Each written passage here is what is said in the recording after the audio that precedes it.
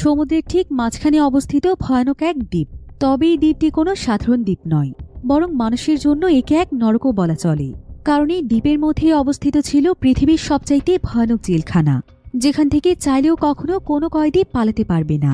কারণ এই জেলখানাটি ছিল এমন অদ্ভুত একটি জেলখানা যেখানে প্রত্যেকটি কয়েদিকে আলাদা আলাদা বক্সের মধ্যে বন্দি করে রাখা হয়।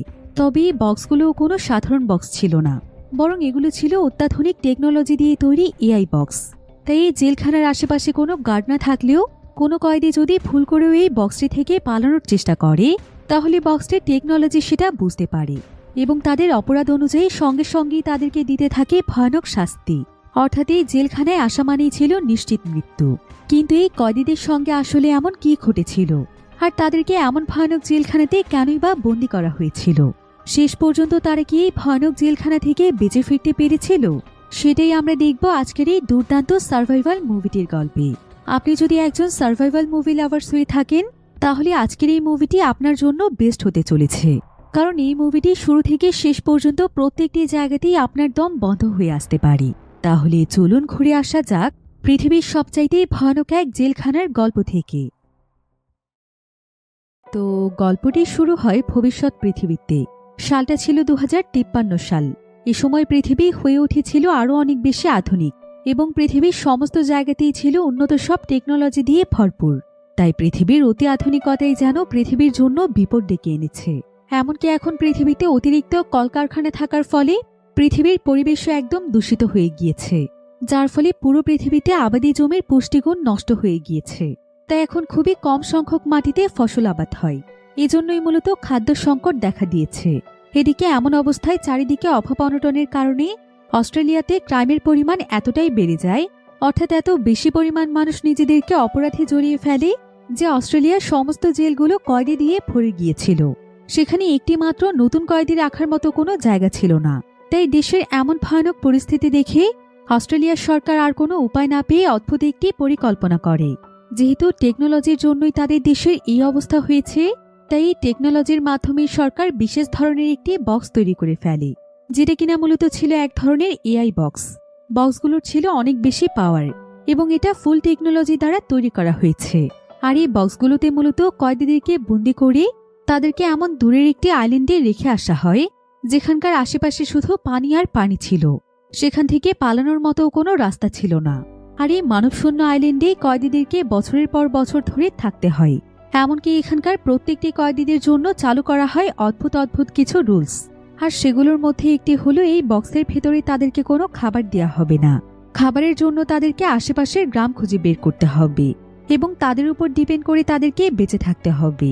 যদিও দ্বীপটি গ্রাম থেকে অনেক দূরে ছিল, তারপরও মাঝে মাঝে সেখানে কিছু মানুষ ঘোরাফেরা করার জন্য আসত। এমনভাবেই দ্বীপে ঘুরতে আসা কোনো মানুষ যদি তাদেরকে দেখে দয়া করে তাদেরকে কোনো খাবার খেতে দেয়, তাহলেই মূলত তারা খাবার পাবে। অর্থাৎ কেউ তাদের উপর দয়া করা না পর্যন্ত তাদেরকে না খেয়েই থাকতে হবে। আর ততক্ষণে যদি তাদের মৃত্যুও হয়ে যায়, এতে কেউ দায়ী থাকবে না।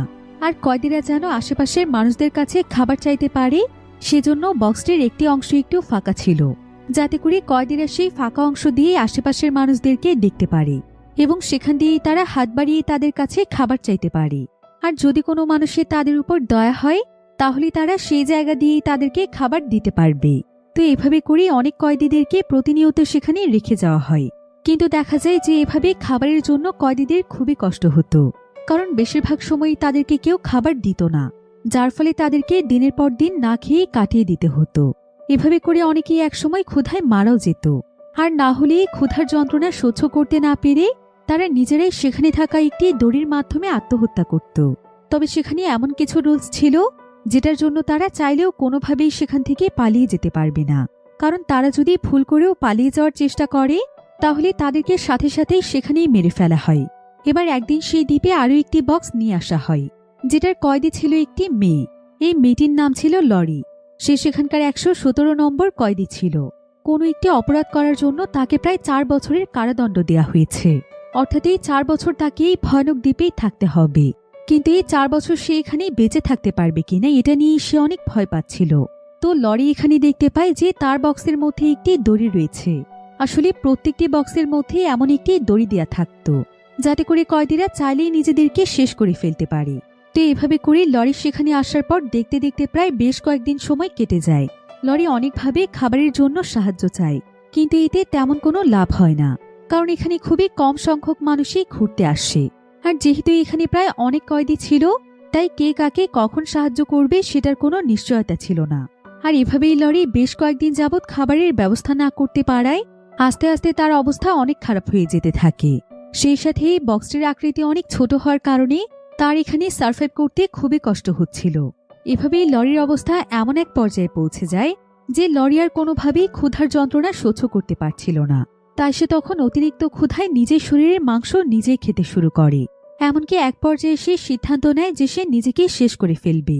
কিন্তু এখানে আমরা জানতে পারি যে বক্সটিকে এমনভাবে তৈরি করা হয়েছে যে যে কেউ চাইলেই খুব সহজেই নিজেকে শেষ করে ফেলতে পারবে না।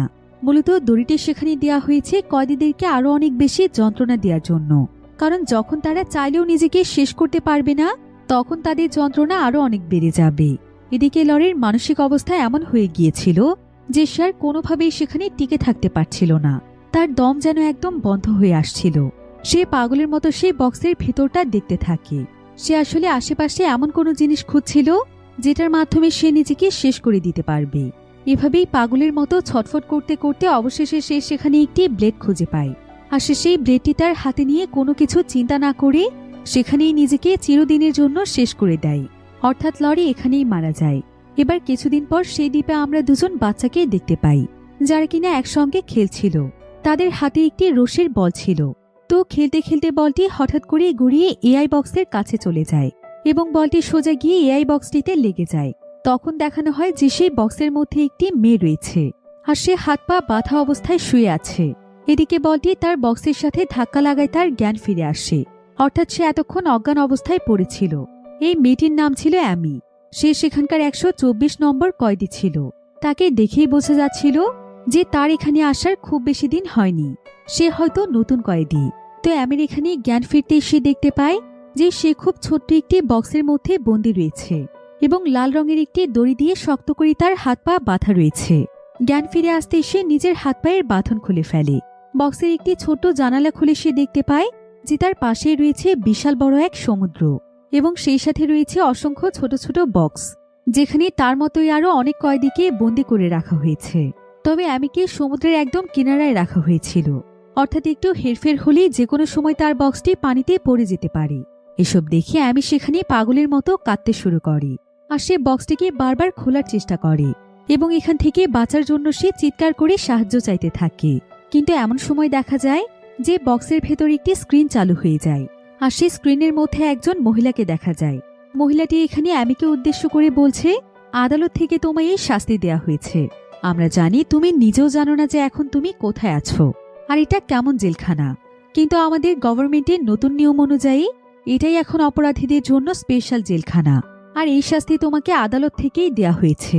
তুমি যে অপরাধ করেছ তার শাস্তি হিসেবে তোমাকে 7 বছরের জন্য এই দ্বীপে পাঠানো হয়েছে। এখন আমি একে একে তোমাকে এখানকার রুলসগুলো বলছি। এই দ্বীপের কোনো কয়েদিদেরকে এক্সট্রা কোনো খাবার দেয়া হয় না, বরং খাবারের ব্যবস্থা তাদেরকেই করতে হয়।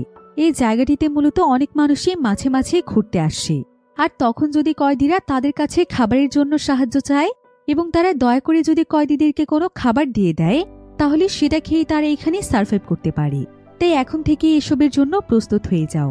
কিন্তু একথা শুনে আমি অনেক জোরে জোরে কাঁদতে শুরু করে এবং সে চিৎকার করে বলতে থাকে, আমি কোনো অপরাধ করিনি, এই সব কিছুই মিথ্যে। আমার কথা আপনারা কেউ কেন বিশ্বাস করছেন না? আমাকে বিনা কারণে এত বড় শাস্তি দেওয়া হচ্ছে। কিন্তু তার এই আর্তনাদ শোনার মতো সেখানে কেউ ছিল না। এমনকি স্ক্রিনে থাকা মহিলাটিও নিজের কথা শেষ করলে সঙ্গে সঙ্গে স্ক্রিনটি অফ হয়ে যায়। আমি তখন সেখানে একা একা বসেই আর্তনাদ করতে থাকি আর একসময় সে সেখানে ক্লান্ত হয়ে ঘুমিয়ে পড়ে। এরপর প্রায় অনেক সময় পর যখন তার ঘুম ভাঙে তখন তার অনেক বেশি পিপাসা পায়। অনেক খোঁজে সে সেখানে একটি পাত্র দেখতে পায়, কিন্তু সেই পাত্রে কোনো পানি অবশিষ্ট ছিল না। সে তখন বাহিরে হাত বের করে চিৎকার করে পানির জন্য সাহায্য চায়, তবে কেউই তার এই চিৎকারের আওয়াজ শুনতে পায় না। তাই আমি তখন এক পর্যায়ে ক্লান্ত হয়ে তার চেষ্টাও থামিয়ে দেয়। ধীরে ধীরে সে ভীষণ দুর্বল হয়ে পড়তে থাকে, কারণ এভাবে কিছুতেই এখানে তার পক্ষে থাকা সম্ভব হয়ে উঠছিল না। এজন্য সে পাগলের মতো এখান থেকে বের হওয়ার রাস্তা খুঁজতে থাকে। কিন্তু আমি যখনই বক্সের দরজায় হাত দেয় তখনই তার হাতের মধ্যে ইলেকট্রিক শক লেগে যায় কারণ এই বক্সগুলোর মধ্যে কারেন্ট সেট করা আছে। তো এইভাবেই এখানে যত সময় পার হচ্ছিল ততই এমির জন্য এখানে বেঁচে থাকাটা অনেক কঠিন হয়ে উঠছিল। এবার তার বক্সের কাছ থেকে একটু দূরে আরো একটি বক্স দেখা যায়, যেখানে অ্যামির মতোই আরো একজন কয়েদি বন্দী ছিল। তার নম্বর ছিল 128। সেও ছিল একটি মেয়ে। তো দেখা যায় সেই মেয়েটিও প্রচুর পরিমাণে ছটফট করছিল সেখান থেকে বের হওয়ার জন্য। সে এখানে বক্সটির প্রতিটি কর্নার চেক করে দেখছিল যে সেখান থেকে পালানোর কোনো উপায় আছে কিনা। এমনভাবে খুঁজতে খুঁজতে সে ভুল করে বক্সের একটি বাটনে ক্লিক করে ফেলে, আর এতে সাথে সাথে সেখানে একটি বাল্ব ওপেন হয়ে সাইরেন বেজে ওঠে এবং উপর থেকে বক্সের কাঁটাযুক্ত একটি পার্ট নিচে নামতে শুরু করে। মেয়েটি এতে অনেক ভয় পেয়ে যায় আর সে সেখানে বাঁচার অনেক চেষ্টা করে, কিন্তু সেই কাঁটাযুক্ত পার্টটি নামতে নামতে এতটাই নিচে নেমে যায় যে একসময় এটা মেয়েটির পুরো শরীর একদম ঝাঁঝরা করে ফেলে। ফলে মেয়েটি চিৎকার করতে করতে রক্তাক্ত হয়ে সেখানেই খুব ভয়ঙ্করভাবে মারা যায়। এমন সময় সেলি নামের একটি মেয়ে তার বক্সের কাছে আসে। সে বক্সের জানালা দিয়ে এদিক ওদিক ডাক দেয়। তার আওয়াজ শুনে এমির ঘুম ভেঙে যায়। এরপর সেলি তাকে নিজের কাছে ডেকে নেয়। সেলি আসলে অ্যামির জন্য কিছু খাবার এবং পানি নিয়ে এসেছিল। তো তাকে এখানে দেখে এমি বলতে শুরু করে, আমি নির্দোষ, আমি কিছুই করিনি, আমি কাউকে মারিনি, কিন্তু তোমরা কেউ আমার কথা বিশ্বাস কেন করছো না? তোমরা বিনা অপরাধে আমাকে এত বড় শাস্তি কেন দিচ্ছ? এসব কথা শুনে সেলি তখন তাকে বলে, তুমি সত্যি অপরাধ করেছো কিনা এ কথা আর কেউ শুনবে না, কারণ আদালত থেকে তোমার অপরাধ অ্যাপ্রুভ হয়ে গিয়েছে এবং সেই শাস্তি হিসেবেই তোমাকে এখানে পাঠিয়ে দেওয়া হয়েছে। তোমার মতো এখানে আরো হাজার হাজার কয়েদিরা বন্দী আছে। তুমি এখানে যতই চিৎকার চেঁচামেচি এবং আর্তনাদ করো না কেন, এখান থেকে বের হওয়ার কোনো রাস্তা নেই। একমাত্র যখন তোমার শাস্তি শেষ হয়ে যাবে তখনই তারা তোমাকে এখান থেকে মুক্ত করবে। এসব বলে সেলি সেখান থেকে চলে যায়। কিন্তু সেলির কথা শুনে আমি আরো অনেক বেশি হতাশ হয়ে পড়ে। আর সেলি তাকে যেই খাবার এবং পানি দিয়ে গিয়েছে সেগুলো সে অল্প অল্প করে খেতে থাকে। সেই খাবারটুকু দিয়ে সে বেশ কয়েকদিন সময় পার করে দেয় আর সে মনে মনে সেলির প্রতি কৃতজ্ঞতা জানাতে থাকে। কিন্তু অল্প কিছুদিন পরেই সমস্ত খাবার আবারও শেষ হয়ে যায়। আমি আবারও ক্ষুধায় ছটফট করতে শুরু করে। তবে প্রতিনিয়ত তো তাকে খাবার দেওয়ার মতো তেমন কেউই ছিল না। তো এভাবেই ছটফট করতে করতে আমির আরও বেশ কয়েকদিন সময় কেটে যায়।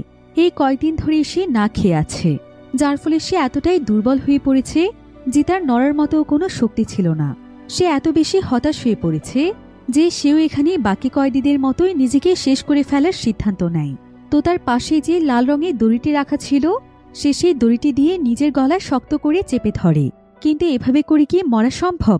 তাই একদম শেষ পর্যায়ে গিয়ে আমি আর নিজেকে মেরে ফেলতে পারে না, কারণ মৃত্যুর যন্ত্রণা অনেক বেশি ভয়ানক। আমি তখন সেখানে চিৎকার করে কাঁদতে থাকি আর ভাবতে থাকি আমি কি এমন করেছিলাম যে আমাকে এত বড় শাস্তি পেতে হলো।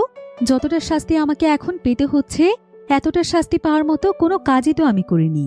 এরপর সে আবার নিজেকে বুঝিয়ে নেয় যে এটাই হয়তো তার ভাগ্যে লেখা ছিল, আর মানুষ তো চাইলেই কখনো নিজের ভাগ্যকে পরিবর্তন করতে পারবে না। তাই সে চুপচাপ তার ভাগ্যকে মেনে নেওয়ার সিদ্ধান্ত নেয়। এসব কথা ভাবতে ভাবতেই আমি একেবারেই শান্ত হয়ে যাই। সে এবার নিজেকে শেষ করে ফেলার অথবা এখান থেকে বের হওয়ার কোনো চেষ্টাই করে না। আমি চুপচাপ সেখানে নিস্তেজ হয়ে পড়ে থাকি। এভাবে প্রায় আরো বেশ কয়েকদিন কাটতে থাকে। এরপর একদিন বক্সের ভেতরে সে একটি পেপার খুঁজে পায়। পেপারটি সে পড়ার চেষ্টা করছিল, কিন্তু দুর্ভাগ্যবশত সেখানে লেখা ভাষা তার কাছে একেবারেই আননোন ছিল। তাই সে কোনোভাবেই পেপারটি পড়তে পারে না। এবার কিছুক্ষণ পর সে খাবারের জন্য জানালা দিয়ে হাত বের করে ফেলে, কারণ তার কাছে মনে হচ্ছিল যে আশেপাশে কেউ এসেছে। তো এভাবেই আমি যখন সাহায্য চাইছিল তখন হঠাৎ করেই তার হাতে একটি বল লেগে যায়, যেটা কিনা তার বক্সের কাছেই ছিল। এটা ছিল সেই বল যেটা বাচ্চারা খেলতে খেলতে এখানে চলে এসেছিল। আমি তখন বলটি তার হাতে তুলে নেয় এবং নিজের মনকে কিছুটা স্থির করার জন্য বলটি দিয়ে খেলতে শুরু করে। এতে করে তার কিছুটা সময় পারও হয়ে যায়। এরপর দেখতে দেখতে আরো কিছুদিন কেটে যায়। একদিন এই আইল্যান্ডে একটি ড্রোন আসে এবং সেটা সঙ্গে সঙ্গে অ্যামির বক্সটিকে উঠিয়ে নেয় আর সেটাকে গভীর একটি জঙ্গলে ফেলে চলে আসে। এখানেও দেখা যায় যে এমির মতো হাজার হাজার কয়েদিরা বক্সে বন্দি আছে। এবার আমরা সেখানকারই একটি বক্সে থাকা একজন কয়েদিকে দেখতে পাই, যার নম্বর ছিল 518। সে ছিল একটি ইয়াং ছেলে। তাকে 5 বছরের জন্য শাস্তি দিয়ে এখানে পাঠানো হয়েছে, আর সে অলরেডি 1000 দিনেই ভয়ঙ্কর শাস্তির সাথে সার্ভাইভ করে আসছে। তবে এতদিনই সে খুব ভালোভাবেই এটা বুঝে গিয়েছে যে এখান থেকে বের হওয়ার চেষ্টা করে কোনো লাভই নেই। সে কোনোভাবেই এখান থেকে বের হতে পারবে না। উল্টো সে যদি কোনো ভুল করে তবে তার শাস্তি আরও বাড়িয়ে দেয়া হবে। এজন্য সে সবকিছু মেনে নিয়ে খুব কষ্ট করে এই ছোট্ট বক্সের মধ্যে টিকে থাকার জন্য লড়াই করছে। এবার আমরা অ্যামিকে দেখতে পাই। এখানে দেখা যায় অ্যামির বক্সের কাছে ম্যারি নামক একটি মেয়ে আসে। ম্যারি এখানে অ্যামিকে জিজ্ঞাসা করে, আচ্ছা তুমি এখানে কতদিনের জন্য এসেছো? অ্যামি তখন তাকে বলে, এখানে আমি শাস্তি হিসেবে 7 বছরের জন্য সাজা পেয়েছি। হয়তো প্রায় 7টি বছর ধরে আমাকে এখানে এভাবেই কাটাতে হবে। অ্যামি তখন ম্যারিকে প্রশ্ন করে যে সে এখানে কি করছে। ম্যারি তখন তাকে জানায় যে সে এখানে প্রায় সময়ই আসে। সে প্রতিনিয়ত ঘুরে ঘুরে সেখানকার প্রত্যেকটি বক্স দেখে এবং বন্দি কয়েদিদের সাথে কথা বলার চেষ্টা করে এবং তাদের সঙ্গে ঘটে যাওয়া ঘটনাগুলো জানতে চায়। এটা এখন তার এক ধরনের শখে পরিণত হয়েছে। প্রত্যেকের জীবনের দুঃখের ঘটনা শুনে সে তার মনে অনেক অনুপ্রেরণা পায়। আর তার এখানে বন্দি প্রত্যেকটি কয়েদির উপর অনেক বেশি দয়া হয়। যদি তার ক্ষমতা থাকত তাহলে সে প্রত্যেককেই মুক্ত করে দিত। এরপর ম্যারি তখন অ্যামিকে প্রশ্ন করে, আচ্ছা তুমি কি উইলিয়াম শেক্সপিয়ারের নাম শুনেছ? তার কোনো বই তুমি পড়েছ? অ্যামি তখন বলে না। এরপর সে তাকে উইলিয়াম শেক্সপিয়ারের একটি বই দেয় যাতে করে বই পড়ে সে কিছুটা সময় কাটাতে পারে। কিন্তু অ্যামি তার কাছ থেকে বইটি নিতে পারে না, কারণ এআই বক্সের রুলস অনুযায়ী সেখানে কোনো বই অ্যালাউ ছিল না। আর এই পুরো বক্সটির চারিপাশে সিসি ক্যামেরা লাগানো ছিল। এজন্য সেখানে যা কিছু করা হতো সেই সব কিছু আইন শৃঙ্খলার লোকেরা দেখতে পেত। তাই অ্যামি যদি নিয়ম ভঙ্গ করে ম্যারির কাছ থেকে বইটি নিয়ে নেয় তবে এর জন্য তার শাস্তি আরও দ্বিগুণ হতে পারে। আর মূলত দ্বীপের মধ্যে সে যে বলটি কুড়িয়ে পেয়েছিল সেই বলটি দিয়ে খেলা করে টাইম পাস করার কারণেই মূলত তাকে জঙ্গলে আনা হয়েছে। এসব কিছু চিন্তা করে আমি ম্যারিকে বইটি ফিরিয়ে দেয়। ম্যারি তখন অ্যামিকে উইলিয়াম শেক্সপিয়ারের লেখা রোমিও ও জুলিয়েট গল্পের কিছু অংশ পড়ে শোনায়। অ্যামি খুবই মনোযোগ দিয়ে গল্পটি শুনছিল। এতে তার মন অনেকটাই ভালো হয়ে যায়। অ্যামি মনে মনে ভাবতে থাকে যে যদি তার কখনো এখান থেকে বের হওয়ার সুযোগ হয় তবে সে অবশ্যই বইটি পড়ে দেখবে। এমনভাবে কিছুক্ষণ কথা বলে ম্যারি সেখান থেকে চলে যায়।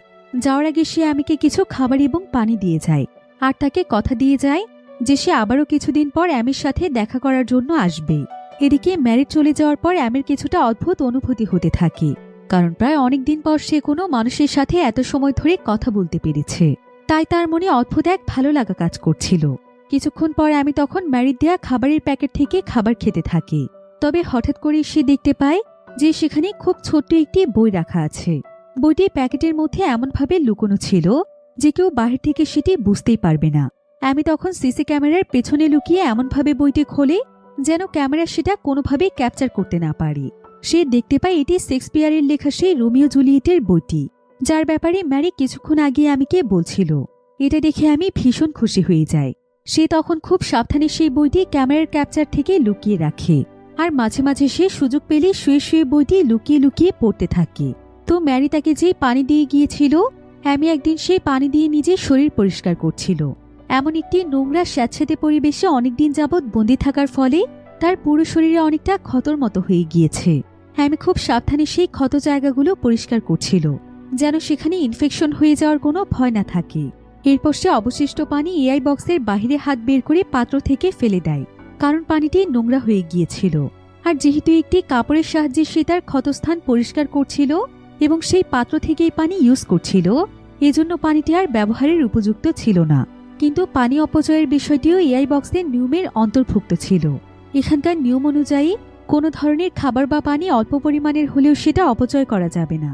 তবে আমি না বুঝে এই কাজটি করে ফেলেছিল, যার ফলে সিসি ক্যামেরায় এই পুরো ব্যাপারটি রেকর্ড হয়ে যায় এবং বক্সের কন্ট্রোলে থাকা কর্তৃপক্ষ বিষয়টি দেখে ফেলে। এবার তার এই ভুলের জন্য তাকে শাস্তি হিসেবে আবারও তাকে সমুদ্রের কিনারায় ফেলে আসার সিদ্ধান্ত নেওয়া হয়। এরপর দেখতে দেখতে সেখানে একটি ড্রোন চলে আসে। এবার ড্রোনটি তখন অ্যামির বক্সটিকে আবারও সেই সমুদ্রের কিনারায় নিয়ে যায়। তবে এবার তাকে অনেক নির্জন একটি জায়গাতে ফেলে দেয়া হয়, যেখানে মূলত মানুষের আসা যাওয়া খুবই কম ছিল। অন্যদিকে আমরা ম্যারিকে দেখতে পাই। ম্যারি তার কথা মতো আজকে অ্যামিকে জঙ্গলের মধ্যে খোঁজাখুঁজি করছিল, কিন্তু অনেকগুলো বক্স চেক করার পরেও কোনো বক্সে সে অ্যামিকে দেখতে পায় না। আর এভাবেই অ্যামিকে খুঁজতে খুঁজতে সে সমুদ্রের কিনারায় চলে আসে, কারণ সে জানত যে এখানেও কয়েদিদেরকে রাখা হয়েছে। ম্যারি তখন প্রত্যেকটি বক্স খুঁজে খুঁজে অ্যামিকে আবারও খুঁজে বের করে ফেলে, কারণ সে অ্যামিকে কথা দিয়েছিল যে সে তার কাছে আবারও ফিরে আসবে। এদিকে এটা দেখে অ্যামির মনে অনেকটাই স্বস্তি অনুভব হচ্ছিল, কিন্তু সে এতটাই ক্লান্ত ছিল যে তার সাথে কথা বলার মতো শক্তি অ্যামির একেবারেই ছিল না। ম্যারি তখন অ্যামিকে প্রশ্ন করে। সে বলে, আসলে তুমি কি এমন করেছিলে যে তোমাকে আবারও জঙ্গল থেকে সরিয়ে নির্জন দ্বীপে নিয়ে আসা হয়েছে? অ্যামি তখন তাকে সবকিছু খুলে বলে সে বলে, আমি আসলে শরীরের ক্ষত পরিষ্কার করে কিছুটা পানি বাহিরে ফেলেছিলাম, তাই মূলত আমাকে আবারও এখানে এনে রাখা হয়েছে, কারণ এতে করে আমাদের এআই বক্সের নিয়ম ভঙ্গ হয়েছে। এসব কথা শুনে ম্যারির ভীষণ কষ্ট হয়। সে ভাবতে থাকে যে এআই বক্সের ভেতরে বন্দি থাকা আসামিরা আসলে কতটা অসহায়। একে তো তাদের কোনো রকম খাবারই দেয়া হয় না, তার উপর আবার কোনোভাবে খাবার এবং পানি ম্যানেজ করার পর সেটি তারা নিজের মতো করে কাজেও লাগাতে পারে না। অ্যামি তখন তাকে অনেক ক্লান্ত কণ্ঠে প্রশ্ন করে। সে তাকে বলে, আচ্ছা, তুমি কেন আমাকে এখানে খুঁজতে এসেছো? আসলে তোমার কাজটা কি? ম্যারি তখন তাকে বলে, আসলে এখানে বন্দি কয়েদিদের জন্য আমার ভীষণ খারাপ লাগে। তোমার মতো এমন হাজার হাজার মানুষ এখানে বন্দি রয়েছে, এমনকি এখানে এমনও অনেক মানুষ রয়েছে যারা আসলে কোনো অপরাধই করেনি, কিন্তু তাদেরকে মিথ্যা অপবাদ দিয়ে শাস্তি হিসেবে এখানে নিয়ে আসা হয়েছে। তোমার মতো কত কয়েদি প্রতিনিয়ত এই বক্সের মধ্যে না খেতে পেয়ে মৃত্যুবরণ করে।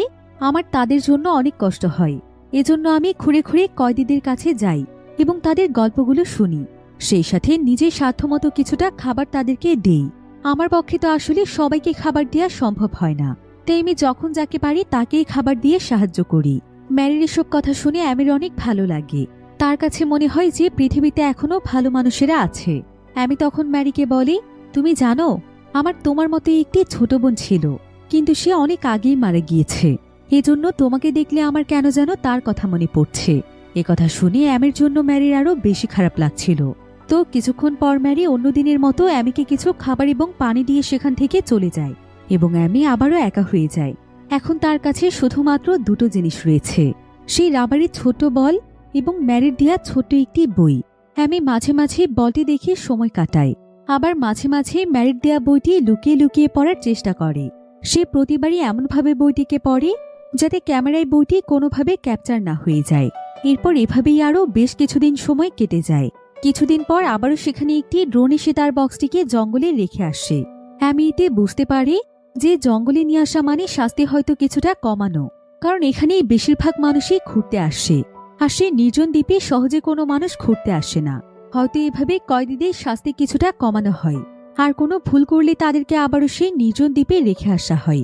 এবার এই জঙ্গলে আসার পর অ্যামির আরও বেশ কিছুদিন সময় কেটে যায়, তবে এখন আর তার সাথে কেউ দেখা করার জন্য আসে না, এমনকি তার আশেপাশেও কোনো মানুষকে সে দেখতে পায় না।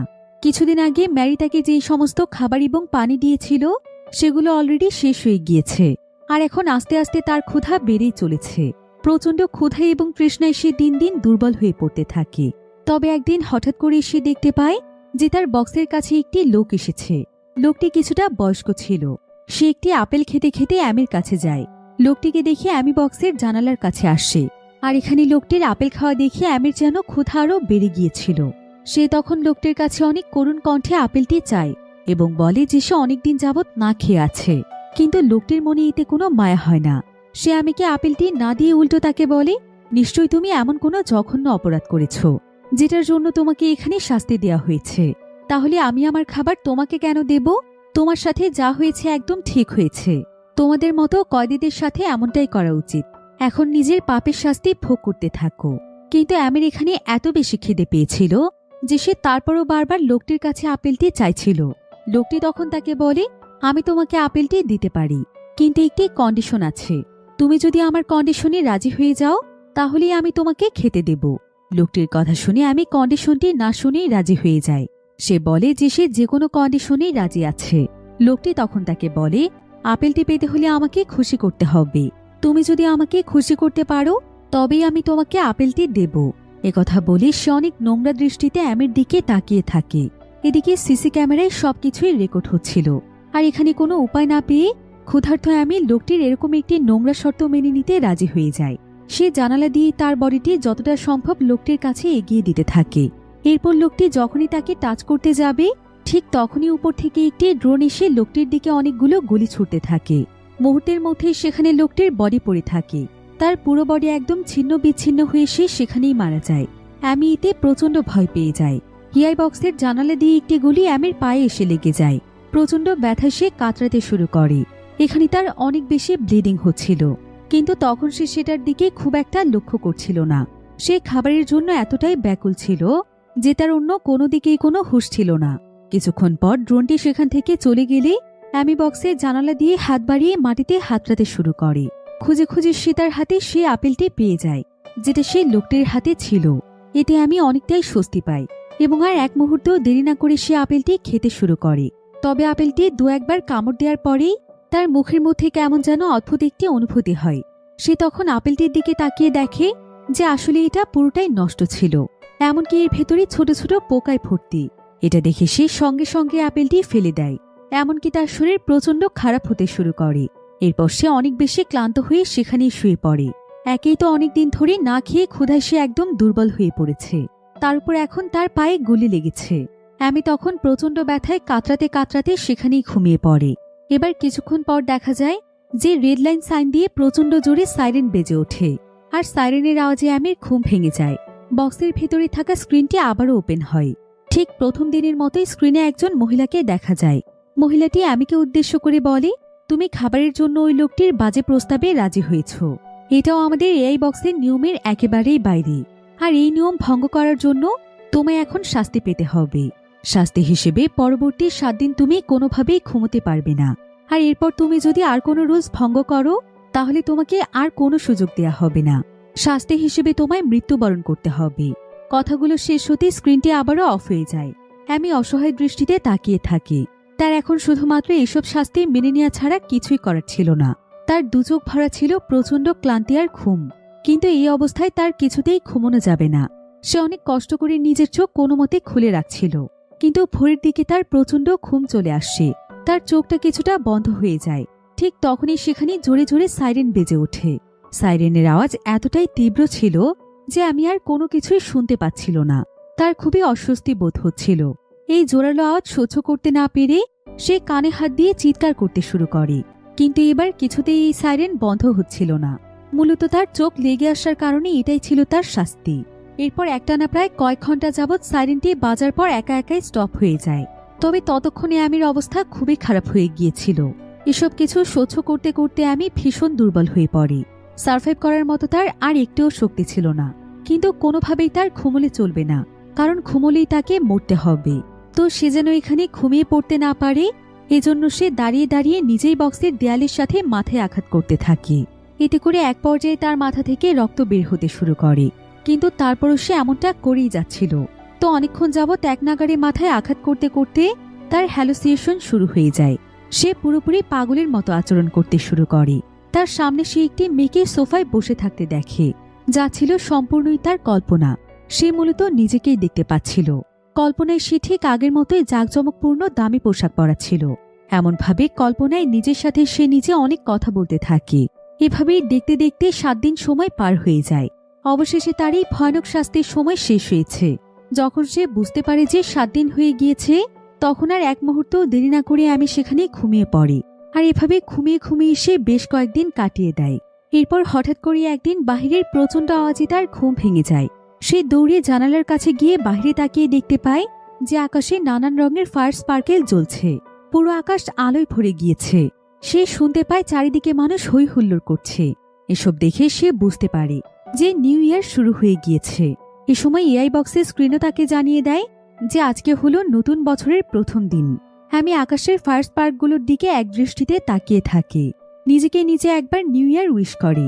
এই নিউ ইয়ারটি ছিল তার জীবনের সবচাইতে ভয়ঙ্কর একটি সময়। জীবনে হয়তো প্রথমবারের মতো নিউ ইয়ারে তার মুখে হাসি নেই। প্রতি বছর সেই দিনটি তার আপন মানুষগুলোর সাথে অনেক মজা করে কাটাত। শুধুমাত্র তার সঙ্গী হয়ে আছে একাকিত্ব এবং প্রচণ্ড ক্ষুধা। আমি আকাশের দিকে একদৃষ্টিতে তাকিয়ে এসব কথাই ভাবছিল। এরপর দেখা যায় যে আরও 2 দিন সময় পার হয়ে যায়। তবে আমির এখন পর্যন্ত খাবারের কোনো ব্যবস্থা হয়নি। সে একেবারেই নিস্তেজ হয়ে পড়ে আছে। একদিন তার বক্সের জানালার কাছে একজন বৃদ্ধ মহিলা আসে। মহিলাটি এসে তাকে খুব বিরক্তি নিয়ে বলে, আমিও একসময় এখানে বন্দী ছিলাম। 15 বছরের জন্য আমাকে এখানে আটকে রাখা হয়েছিল। আমি জানি এই জীবনটি কতটা কষ্ট। এখানে সার্ভাইভ করা মোটেও সহজ কথা নয়। এখানে দিনের পর দিন কাটানোর চাইতে মরে যাওয়াটাই অনেক সহজ। তাই আমি তোমাকে পরামর্শ দিতে চাই, তুমি নিজেকে শেষ করে ফেলো, তবে এই যন্ত্রণা থেকে তুমি মুক্তি পাবে। একথা বলে সে অ্যামির দিকে একটি ব্লেড ছুড়ে দিয়ে সেখান থেকে চলে যায়। অ্যামিও সেই মহিলার কথাগুলো ভাবতে থাকে। আর মহিলাটি সেখান থেকে চলে যাওয়ার পর এরপর অ্যামি তার নিজের হাতে ব্লেডটি উঠিয়ে নেয়। অনেকক্ষণ ধরে সে ব্লেডের দিকে তাকিয়েও থাকে। আর এক পর্যায়ে সে ব্লেডটি দিয়ে নিজের হাতে শিরা কেটে ফেলতে চায়, কিন্তু অনেক চেষ্টার পরও সে এই কাজটি করতে পারে না। ঠিক এ সময় আবারও তার কাছে সেই ম্যারি নামক মেয়েটি আসে। অনেকদিন পর আবারও অ্যামি ম্যারিকে দেখতে পেয়ে অনেক খুশি হয়ে যায়। অ্যামি বিশ্বাসই করতে পারে না যে এটা সত্যিই ম্যারি। সে ভাবছিল যে তার হ্যালুসিনেশন হচ্ছে। ম্যারি তার কাছে এসে কথা বলার চেষ্টা করে। অ্যামি তখন তার দিকে তাকিয়ে বোঝার চেষ্টা করে যে আসলে ম্যারি তার সঙ্গে দেখা করতে এসেছে কিনা। এ সময় ম্যারি তার হাতের উপর হাত রেখে তাকে আশ্বাস দেয়। সে তাকে জানায় যে সে সত্যিই এসেছে, এটা তার কোনো হ্যালুসিনেশন নয়। অ্যামি এতে অনেক খুশি হয়ে যায়। তাকে দেখেই ম্যারি বুঝতে পারে যে সে ভীষণ ক্লান্ত, বেঁচে থাকার আশা সে একেবারেই হারিয়ে ফেলেছে। ম্যারি তখন তার সাথে কথা বলতে শুরু করে। আবারও সে তাকে শেক্সপিয়ারের লেখা কোনো একটি বইয়ের কাহিনী শোনায়, যেটা কিনা ছিল অনেক অনুপ্রেরণামূলক একটি কাহিনী। আর এই কাহিনী শুনে অ্যামি অনেক বেশি অনুপ্রাণিত হয়ে যায়। সে অনেক মনোযোগ দিয়ে ম্যারির কথাগুলো শুনতে থাকে। অনেকদিন পর তার মনে অদ্ভুত এক শান্তি অনুভব হয়। সে আবারও বেঁচে থাকার জন্য কিছুটা আশা খুঁজে পায়। এভাবে কিছুক্ষণ কথা বলার পর ম্যারি অ্যামিকে সবসময়ের মতোই কিছু খাবার এবং পানি দিয়ে সেখান থেকে চলে যায়। এরপর আবারও অনেকগুলো দিন পার হয়ে যায়। যতদিন যাচ্ছিল অ্যামি লক্ষ্য করছিল যে তার পেট ধীরে ধীরে বড় হয়ে যাচ্ছে। সে বুঝতে পারে যে সে প্রেগনেন্ট। সেই দিন যেই বয়স্ক লোকটি আপেল খেতে খেতে তার কাছে এসেছিল, সেই লোকটির জন্যই মূলত আজকে তার এই অবস্থা হয়েছে। অ্যামির চোখের সামনে সেদিনের ঘটনাগুলো ভেসে উঠতে থাকে। আর এই পুরো ঘটনায় অ্যামি অনেক ভেঙে পড়েছিল। সে বুঝতেই পারছিল না যে তার এখন কি করা উচিত। তবে তার ভেতরে থাকা সন্তানের জন্য তার অনেক মায়া হচ্ছিল। তার ভয় হচ্ছিল যে এই ব্যাপারটি যদি এআই বক্সের অথরিটি জেনে যায়, তবে তারা তার বাচ্চাটির সঙ্গে কি করতে পারে। তার কি বাচ্চাটিকে মেরে ফেলবে, নাকি তার মতোই বাচ্চাটিকেও এই ভয়ঙ্কর বক্সের জটিল সব শাস্তি এবং ক্ষুধার সাথে লড়াই করতে হবে। এসব ভাবতে ভাবতেই আমি যেন একদম পাগলের মতো হয়ে যাচ্ছিল। এভাবেই প্রচণ্ড হতাশায় তার দিনগুলো কাটতে থাকে। সে এত বেশি বিধ্বস্ত হয়ে পড়ে যে তার পক্ষে আর কোনো কিছু ভাবাও সম্ভব হচ্ছে না। এরপর সে সবকিছু তার ভাগ্যের উপর ছেড়ে দেয়। এভাবেই একদিন সে প্রচণ্ড হতাশ হয়ে বক্সের একটি দেয়ালে হেলান দিয়ে চুপচাপ বসেছিল। আর এমন সময় তার সঙ্গে দেখা করার জন্য ম্যারি আসে। ম্যারি এসে দেখতে পায় যে আমি প্রেগনেন্ট। তাকে এই অবস্থায় বন্দি থাকতে দেখে ম্যারির ভীষণ কষ্ট হয়। তখন তার মাথায় একটি ভয়ঙ্কর আইডিয়া আসে। সে সিদ্ধান্ত নেয় যে যে কোনো উপায়ে সে আমিকে এখান থেকে বের করবে। অ্যামিও তাকে অনেকবার অনুরোধ করছিল যাতে করে ম্যারি তার জন্য কিছু একটা ব্যবস্থা করে। সে এখানে ম্যারিকে বলে, হয় তুমি আমাকে এখান থেকে যে করেই হোক বের করে নিয়ে যাও, আর না হলে আমার বাচ্চার খেয়াল রাখার জন্য কোনো একটি ব্যবস্থা করো। আমার বাচ্চাটি হওয়ার পর তুমি কি তার দায়িত্ব নিতে পারবে? কিন্তু তখন ম্যারি এই ব্যাপারে কিছুই বলে না। এরপর সেদিন গভীর রাতে সে আবারও অ্যামির কাছে আসে, তাকে এই কারাগার থেকে মুক্ত করার জন্য। এখানে এসেই ম্যারি প্রথমে এআই বক্সের লক খোলার অনেক চেষ্টা করছিল, কিন্তু এটা কোনোভাবেই সম্ভব হয় না। এরপর সেভাবে যে বক্সটিকে সে ভেঙে ফেলবে। তো ম্যারি যখনই বক্সটিকে ভাঙার চেষ্টা করে, তখনই ভেতর থেকে অনেক জোরে জোরে সাইরেন বেজে ওঠে এবং সঙ্গে সঙ্গে রেড লাইট জ্বলতে শুরু করে। পরিস্থিতি খুব একটা ভালো নয় বুঝতে পেরে অ্যামি তখন ম্যারিকে যত দ্রুত সম্ভব এখান থেকে পালিয়ে যেতে বলে। ম্যারিও তার কথা মতো সেখানে আর এক মুহূর্তও দেরি করে না। সে সেখান থেকে চলে যায়। আর তার সেখান থেকে চলে যাওয়ার সঙ্গে সঙ্গেই সেই সাইরেন এবং রেড লাইট বন্ধ হয়ে যায়। অ্যামি তখন আরো বেশি আতঙ্কিত হয়ে পড়ে। সে ভাবতে থাকে যে এই কাজের জন্য আরো ভয়ঙ্কর শাস্তি কি তার জন্য অপেক্ষা করছে। কিন্তু সৌভাগ্যবশত এই কাজের জন্য তাকে কোনো শাস্তি দেয়া হয় না। এরপর দেখতে দেখতে প্রায় এক সপ্তাহ সময় কেটে যায়। কিন্তু এর মাঝে ম্যারি একদিনও অ্যামির সাথে আর দেখা করতে আসে না। অ্যামি প্রতিনিয়ত ম্যারির জন্য অপেক্ষা করত এবং ভাবত যে ম্যারি অবশ্যই আসবে। কিন্তু এইভাবে দেখতে দেখতে প্রায় 6 মাস সময় পার হয়ে যায়। এরপর একদিন হঠাৎ করে অ্যামির বক্সের কাছে আবারও একজন লোক এসে উপস্থিত হয়। লোকটি মূলত কিছুটা সাইকো টাইপের ছিল। অ্যামি তাকে দেখে অনেকটাই ভয় পেয়ে যায়। তার মনে পড়ে যায় অনেক মাস আগের কাহিনী, যখন বয়স্ক লোকটি আপেল খেতে খেতে তার কাছে এসেছিল। সে ঘাবড়ে গিয়ে ভাবতে থাকে যদি আবারও তার সঙ্গে এরকম কিছুই হয় তাহলে তার কি হবে। লোকটি এসে এখানে অ্যামিকে তার কাছে ডাকে। অ্যামি খুবই ক্লান্ত শরীর নিয়ে ধীরে ধীরে বক্সটি জানালার কাছে যায়। লোকটি তখন তাকে খুব সুন্দরভাবে হাসি মুখে প্রশ্ন করে, তুমি কি চাও? এখান থেকে বের হতে চাও? তুমি কি চাও আমি তোমাকে এই ভয়ঙ্কর শাস্তি থেকে মুক্ত করে দেই? আমার কাছে মুক্তির সব থেকে সহজ উপায় আছে। কথাগুলো শুনে অ্যামি একদম চুপ করে থাকে। সে কিছুতেই বুঝে উঠতে পারে না লোকটি আসলে কি চাইছে, কিন্তু মনে মনে সে কিছুটা আশার আলো দেখতে পায়। ঠিক তখনই লোকটি তার হাত দিয়ে ইশারা করে অ্যামিকে তার বক্সের মতো একটি এআই বক্স দেখায়। বক্সটি সেখানে দাও দাও করে আগুনে জ্বলছিল। অ্যামি এতে বুঝতে পারে যে লোকটি আসলে বক্সটিকে জ্বালিয়ে দিয়েছে। যেন সেখানে থাকা আসামি খুব অল্প সময়ের মধ্যে মারা যেতে পারে। মুক্তি বলতেই লোকটি মূলত মারা যাওয়াকেই বুঝিয়েছে। এরপর আমি লোকটির দিকে তাকিয়ে দেখতে পাই যে তার হাতে একটি লাইটার রয়েছে। এটা দেখে আমি অনেক ঘাবড়ে যাই। সে লোকটিকে দ্রুত এখান থেকে চলে যাওয়ার জন্য অনুরোধ করছিল। লোকটি তখন আমির কথা শুনে অনেক সময় যাবৎ হাসে এবং কিছুক্ষণ পর চুপচাপ সেখান থেকে চলে যায়। এরপর আরো কিছুদিন তার এভাবেই কেটে যায়। সময় বাড়তে থাকে। একদিন তার পেটে প্রচণ্ড পেন হতে শুরু করে। যন্ত্রণায় সে কাতরাতে থাকে। এখানে তার প্রসব যন্ত্রণা শুরু হয়ে যায়। তবে তাকে সাহায্য করার মতো এখানে তার পাশে কেউ ছিল না। আমি তখন অনেক যন্ত্রণা সহ্য করে নিজের সঙ্গে অনেক যুদ্ধের পর অবশেষে সে একটি বাচ্চার জন্ম দেয়। নিজের বাচ্চাকে কোলে নিয়ে এসে কিছুক্ষণের জন্য সমস্ত যন্ত্রণা ভুলে যায়। অন্য সব সাধারণ মায়েদের মতো সেও নিজের বাচ্চাকে খুব যত্ন এবং ভালোবাসায় বুকে জড়িয়ে নেয়। কিন্তু তার এই খুশি খুব বেশি সময়ের জন্য ছিল না। ইআই বক্সের সেন্সর বুঝে ফেলে যে এর ভেতরে আমি ছাড়াও আরও কেউ রয়েছে। ঠিক তখনই সেখানে আবারও স্ক্রিনটি ওপেন হয়ে যায় এবং স্ক্রিনের ভেতর থেকে সেই মহিলাটি তাকে ওয়ার্নিং দেয়। অথরিটি যখন দেখতে পায় যে তার কোলে একটি বাচ্চা রয়েছে, তখন তারা সেই বক্সের ভেতরে এক প্রকার ধোঁয়া তৈরি করে ফেলে। এই ধোঁয়ায় আমি একদম সেন্সলেস হয়ে যাই। কিন্তু তখনও সে তার বাচ্চাকে বুকে জড়িয়ে ধরেছিল। এরপর যখন আমির জ্ঞান ফিরে আসে, সে দেখতে পায় তার শরীরে আঘাতের অনেক চিহ্ন রয়েছে। সে বুঝে ফেলে যে সেন্সলেস অবস্থায় তাকে অনেক আঘাত করা হয়েছে। কিন্তু সেদিকে কোনো খেয়াল না রেখে সে তার বাচ্চাকে খুঁজতে শুরু করে। কিন্তু কোথাও সে তার বাচ্চাকে খুঁজে পাচ্ছিল না। আসলে অথরিটি তার বাচ্চাকে নিয়ে চলে গিয়েছে। এজন্য আমি ভীষণ কষ্ট পাই। সে জোরে জোরে চিৎকার করে কাঁদতে শুরু করে। নিজের বাচ্চাকে ফিরে পাওয়ার জন্য সে পাগলের মতো আর্তনাদ করতে থাকে। কিন্তু এত কিছুর পরও কোনো লাভ হয় না। এদিকে বক্সের রুলস ব্রেক করে বাচ্চা জন্ম দেওয়ার জন্য তাকে শাস্তি হিসেবে আবারও সমুদ্রের কিনারায় রেখে আসা হয়। আর এবার তাকে সমুদ্রের কিনারার আরও অনেক কাছাকাছি জায়গাতেই রাখা হয়েছিল। তো এভাবেই একদিন সেখানে প্রচুর ঝড় বৃষ্টি হয়। বৃষ্টির পানির সাথে সাথে সমুদ্রের উত্তাল ঢেউয়ের পানি এসে তার বক্সের ভেতরে প্রবেশ করতে শুরু করে। আর এভাবে বক্সের মধ্যে পানির পরিমাণ আস্তে আস্তে বাড়তেই থাকে। এরপর দেখতে দেখতেই বক্সের ভেতরে এত পরিমাণ পানি ঢুকে যায় যে সেখানে আমির নিঃশ্বাস নেওয়াটাও অনেক কষ্টকর হয়ে পড়ে। সে প্রায় পানির ভেতরে ডুবেই যাচ্ছিল। তার কাছে এই পানিগুলো ঢোকা বন্ধ করার মতো কোনো উপায় ছিল না। এভাবে আস্তে আস্তে পানি বেড়ে গিয়ে একসময় সেখানকার সেন্সর পর্যন্ত পৌঁছে যায় এবং সেই সেন্সরটি নষ্ট হয়ে যায়। সেখানকার অথরিটি বুঝতে পারে যে আমির বক্সের সেন্সরটি নষ্ট হয়ে গিয়েছে। সেখান থেকে আর কোনো আপডেট পাওয়া যাচ্ছে না।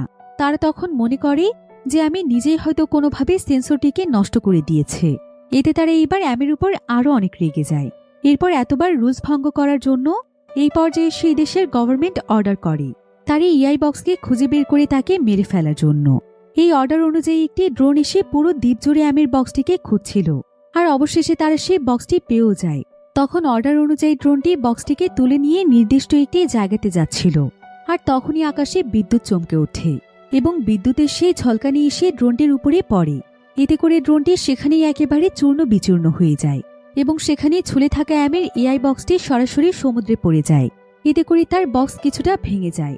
এবার পরের দৃশ্যে দেখা যায় তিনটি ছোট ছোট বাচ্চা সমুদ্রের কিনারেই খেলা করছে। এ সময় হঠাৎ করেই তারা তিনজনই সমুদ্রের দিকে তাকিয়ে থেমে যায়। তারা দেখতে পায় যে সমুদ্রের কিনারায় একটি বক্স ভেসে এসেছে আর তার ঠিক পাশে একটি মেয়ে পড়ে আছে। দেখা যায় মেয়েটি আর কেউ নয় বরং অ্যামি। কিন্তু বাচ্চারা তার দিকে তাকিয়ে ভয় পেয়ে সেখান থেকে চলে যায়। তারা ভেবেছিল যে সে হয়তো মারা গিয়েছে। এবার ধীরে ধীরে খুবই ক্লান্ত শরীরে অ্যামি নিজের চোখটি খোলে এবং অনেক অসহায় দৃষ্টিতে আশেপাশের দৃশ্যগুলো দেখতে থাকে। প্রায় অনেক সময় যাবত তো সে বুঝতেই পারছিল না যে তার সঙ্গে এতদিন কি ঘটে গিয়েছে। তবে আশেপাশে তাকিয়ে সে দেখতে পায় যে আশেপাশে এখন কোনো এআই বক্স ছিল না, বরং এখানে রয়েছে খুব সুন্দর একটি দ্বীপ যেখানে খুবই মৃত বাতাস বইছিল। আমি যেন এতে তার মাঝে প্রাণ ফিরে পাই। আমি বুঝতে পারি যে এত কষ্টের পর অবশেষে সে মুক্ত হতে পেরেছে। এতে যেন আমির খুশির কোনো সীমা থাকে না। অনেক দুঃখ কষ্ট এবং টর্চার সহ্য করে এক ভয়ঙ্কর যুদ্ধ শেষে আমি এই নরক থেকে বের হয়ে আসতে পেরেছে। এতে করে আমির প্রচণ্ড ক্লান্ত চেহারায় তার মুখে কিছুটা মুচকি হাসি ফুটে ওঠে। অনেক বেশি যন্ত্রণা টর্চার এবং হতাশার মধ্য দিয়ে সে নিজের সাথে নিজে লড়াই করে এখনো টিকে আছে। অনেকগুলো দিন এভাবে কষ্টের সাথে বন্দী থাকার পর অবশেষে আমি আজ মুক্ত স্বাধীন। সে এখন তার আগের জীবনে ফিরে যেতে পারবে। তো এমনই একটি সুন্দর এন্ডিংয়ের মাধ্যমে গল্পটি এখানেই শেষ হয়ে যায়।